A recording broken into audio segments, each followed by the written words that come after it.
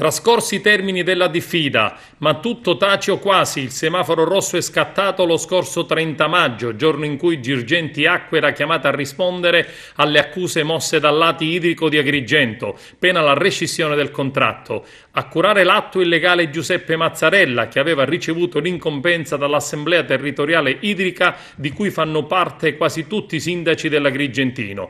Riflettori puntati in particolare sulle continue inadempienze e criticità contestate a Girgenti Acque, ma dal canto suo il gestore privato non ci sta e respinge le accuse, anzi rilancia, attribuendo le responsabilità per quanto riguarda la mancata erogazione dell'acqua H24 ai comuni cosiddetti ribelli, cioè a quelli che si sono rifiutati di consegnare le reti idriche. E il gestore privato si dice anche pronto, se necessario, a ricorrere alle vie legali. La sfida insomma è lanciata, bisognerà capire ora quale sarà la reazione del Lati Idrico, si andrà avanti con la risoluzione oppure si è imboccato un percorso senza via d'uscita. Le associazioni dei consumatori e della difesa dell'acqua pubblica annunciano battaglia ed occhio vigile.